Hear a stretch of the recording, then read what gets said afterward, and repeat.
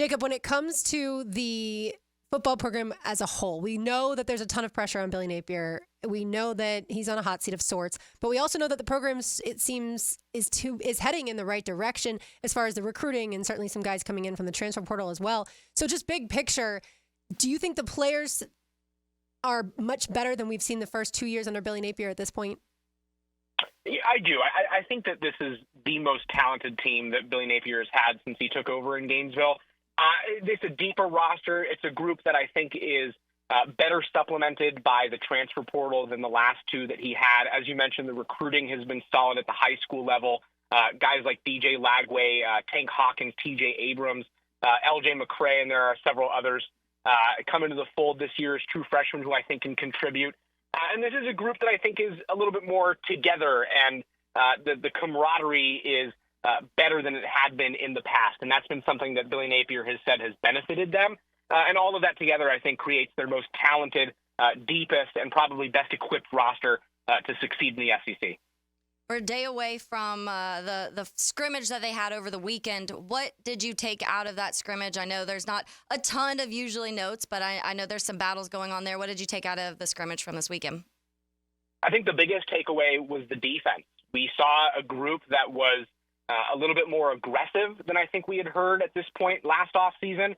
The secondary played a lot better, a lot more disciplined play from those guys. DJ Douglas, the transfer from Tulane, who's playing safety and star in this defense, had a really good game. Florida's defensive line, Justice Boone, LJ McCray stood out, and they played really well. But the problem when the defense plays really well is that the offense tends to not play so well, and that was the case yesterday for sure.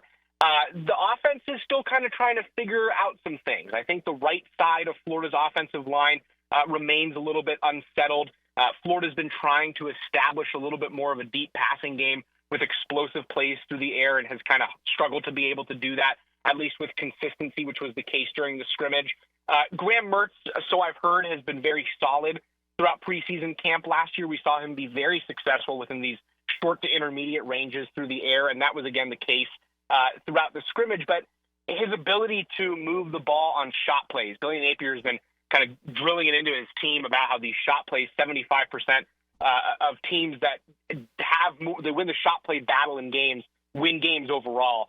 And so the team is making a big push to be able to do that, and we haven't quite seen that materialize yet. This defense did a very good job of generating turnovers and locking guys down, especially in that regard. So, overall, it's a good day, but when the team is playing itself, it is kind of hard to get a good feel for who's doing what and at what stage. But I would say, just in short, it was a good day for the defense and kind of a tough one for Florida's offense. You can find him on X at Jacob Rudner. And Jacob, what is the very latest back to the offensive side of the ball when it comes to Montrell Johnson, his health, and what Florida's backfield could look like come week one? Yeah, the Gators made it pretty clear a couple weeks ago that Montrell Johnson's injury was minor and that this scoping procedure was not expected to hold him out for an extended period of time. And I think that we've seen that timeline materialize over the last couple weeks. He has been practicing in a limited capacity with Florida's injury rehab group. Just last week, we saw him get back on the treadmill to start running. I would imagine this week he's going to take another step forward. And he remains in contention to be able to play against Miami. I wouldn't yet call that likely. I would still say that he's questionable for the season opener, but certainly will have a chance to be able to be back on the field. And if not, I would say that Florida's running back room is one of its strongest, if not the strongest, in terms of its depth and ability to replace starting level talent. So if Montrell Johnson can't go, Jacksonville native Trayon Webb is a guy who I think will end up starting for them. Jacoby Jackson, a junior college transfer who joined the program last year, has also had a great preseason and is somebody to keep an eye on. And then Florida has two freshmen, Katie Daniels and Jaden Baugh, who have impressed dating back to the spring. So they do have four legitimate options there. Again, I think Webb is the guy who probably gets the most touches if Montrell Johnson is unable to go, and he probably spells Johnson when he's healthy. But this is a group that has several options who can do different things and kind of fill in different skill sets. And I really have no concern about Florida's running back room with or without Johnson against Miami. Jacob Rudner with us talking Florida Gators football, writes for 24/7 Sports. And like Mia said, you can find him at Jacob Rudner. All right, Jacob, last year, certainly one of the biggest issues was the offensive line. And how do you think that's been addressed as far as Napier for this season? So I think that Florida's offensive line is kind of a tale of two stories here. On the left side, I have some confidence that this is a group that's going to take a step forward. They brought back Austin Barber, their left tackle, who last year didn't perform very well, but we've learned since that he was never quite healthy at any point throughout the season, and this year he is. And so I think that that's going to set the foundation for him to take a step forward and really serve as that leading true left tackle that Florida thought he could be last year, and that's a positive. Sophomore Najee Harris is expected to start at left guard.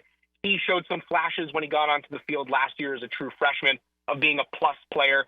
Certainly, I think we've seen that this offseason, and that's very encouraging. And the same can be said at center, where Jake Slaughter is now the full-time starting center. Last year, he was not. Kingsley Egwakon was still in the fold, even though he was hurt for most of the year. And so Slaughter was in this role of like a primary backup who ended up making more starts than the starter was supposed to. And this year, I think he'll be able to take a step forward just now that he's entrenched in this role and prepared for it. The right side of the offensive line, though, has not generated the same sort of confidence throughout the preseason. Damian George, who started at right tackle for Florida last year, is now probably their starting right guard. And I say probably because he hasn't exactly locked down the role yet. We've seen redshirt freshman Rod Kearney, get some starting reps at that spot. Cam Waits, who's now in his third year with the program, has gotten some first-team reps at right guard. And that's just because George hasn't necessarily done enough to truly prove that he is the starter. And the same can be said at right tackle, where Brandon Crenshaw-Dixon, the transfer from San Diego State, hasn't exactly done enough to fully lock himself into the role. And so there are some question marks there. And that was the case throughout the scrimmage on Saturday when those two guys had some moments of struggle. I was told that part of the reason the deep passing didn't really materialize for Florida's first-team offense was because of some of those offensive line struggles throughout the day. And they mostly generated on the right side of the line. So my biggest question for this offense is that part of the group. Who is going to emerge as a starter, not just in the first game of the season, but as the year goes on? And will they be able to take a step forward? They brought some transfers in. Brandon Crenshaw-Dixon is obviously the top one of those guys, but he hasn't done anything yet to really cement himself as a surefire starter. So I think that it's a unit that has a chance to be better. They bring back some people who I have some confidence in, but there are question marks with some of the older players as well as their newcomers about just how effective they'll be. Jacob, we have about 12 days until Florida kicks off their season against Miami, a big game for both of the teams, honestly. What does Florida have to do to win week one? Yeah, I think it's going to come down to a couple key factors that we saw last year, and I'll start with the secondary. Florida got gashed through the air last season, gave up more shot plays on defense than any other SEC team, I believe, besides Vanderbilt. And they're going to need to start off on the right foot in that regard. Cam Ward, the transfer quarterback at Miami, has a big arm. He's extremely athletic. It's going to require a very disciplined Florida defense in order to be able to handle that. And it's going to start in the secondary as well as the pass rush, I think, is a key spot. Florida did not generate enough pressure last year. We've heard that from its players and its coaches, that has been an expressed goal this offseason to establish a more consistent pass rush. And if they can do that in week one, it will go a long way in being able to limit Miami. And then, as we've been talking about for the last couple minutes on offense, whether or not Florida can generate those shot plays is going to be extremely significant. They last year ranked 9th in the SEC in explosive plays through the air. And that is just not good enough for a team looking to take a step forward and prove to its fan base and even to itself that it's in a position to be more successful. And Miami has a good defense right now. Their defensive line is reloaded via the transfer portal. Offensive line play will be critical. Whether or not Graham Mertz can kind of establish some of those deep threat options, whether it's Tank Hawkins or Elijah Badger, the transfer from Arizona State, Chimere Dike from Wisconsin, who he has a lot of familiarity with, and, of course, Trey Wilson. Those guys are going to need to generate more big plays right out the gate in week one against the Hurricanes than they did pretty much all of last year. One stat that stands out to me, Graham Mertz completed just 16 passes of 20 or more yards through the air throughout the entire 2023 season. It's a number that is just not going to cut it this year, and I think the first time to really get a good look at that will have to be against Miami if Florida hopes to win that game at home. Jacob, quickly, 30 seconds or less, because I know we're short on time and we appreciate your time. As we wrap up with you on the Garber Auto Mall hotline, tell me this, temperature in terms of Billy Napier on the hot seat. Has it gotten hotter? Has it cooled off a bit in the days and weeks leading into this week one matchup with the Canes? I don't think it's any different based on the offseason, but I will say that if you're 11-14 through 2 years in Gainesville, the seat will be hot. These fans have high expectations, and this is going to be his year to prove it. So I think it's fair to say at this point that the seat is warm at a minimum, and Billy Napier has a lot to prove in this big 2024 season. And a lot riding on the quarterback position. So do we see DJ Lagway against Miami? Yes or no? Ooh, I think that we probably do not see DJ Lagway against Miami, but I think that we do see him sporadically throughout the season. I think it's important for Florida fans to know that this is Graham Mertz's team.